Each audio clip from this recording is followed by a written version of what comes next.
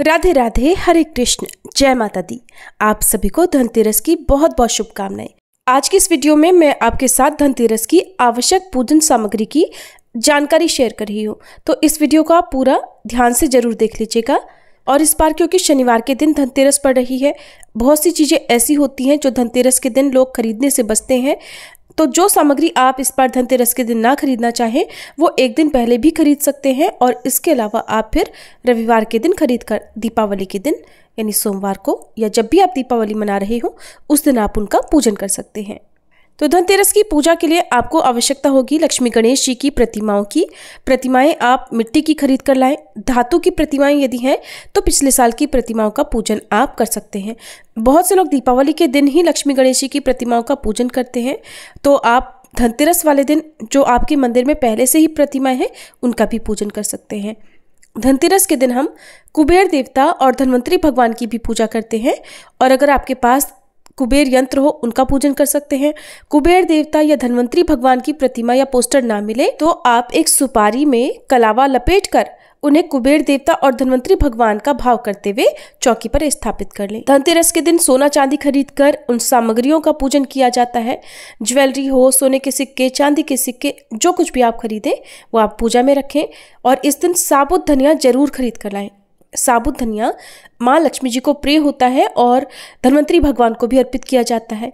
पूजा करने के लिए आपको चाहिए होंगे खील और बताशे। भोग लगाने के लिए आप मावे की बर्फी या मावे की कोई भी मिठाई, लड्डू आदि घर पर बना ले।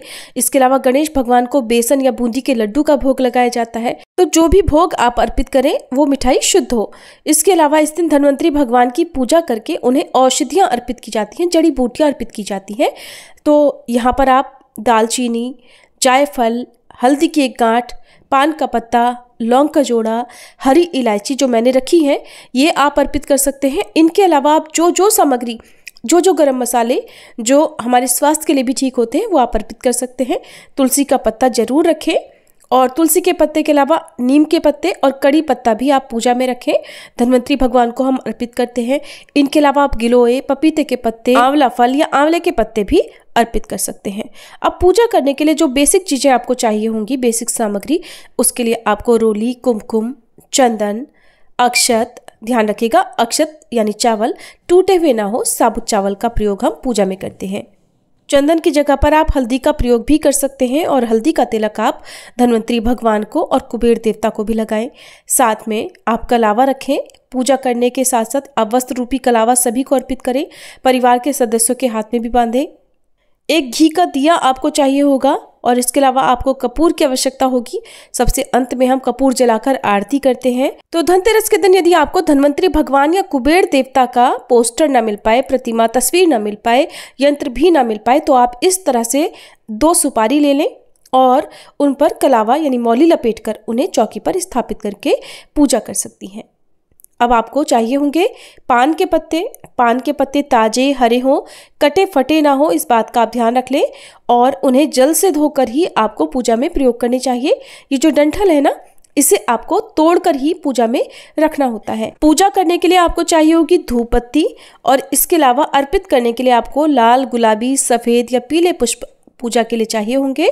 तो गेंदे के या गुलाब के पुष्प आप रखें, क्योंकि लक्ष्मी जी को कमल का पुष्प अत्यंत प्रिय है। अगर हो सके तो इस दिन कमल का पुष्प भी आप अर्पित करें।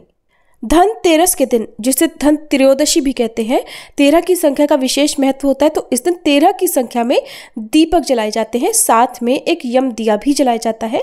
मिट्टी का एक बड़ा सा चौकोर दिया हो तो चौकोर, नहीं तो गोल दिए में भी आप 4 बाती लगाकर यमराज जी के नाम से, जिसे हम यम दीपक कहते हैं, वो जला सकते हैं। और यम दीपक जो है वो रात के समय जलाया जाता है।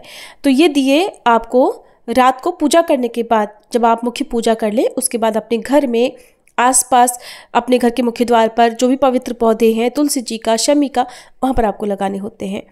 और आपको चाहिए होगा आरती करने के लिए चाहे तो घी का दीपक रख लें, या अलग से एक दीपक में आप कपूर रखकर जलाएं। साथ में आपको दिए जलाने के लिए माचिस चाहिए होगी, माचिस रख लें।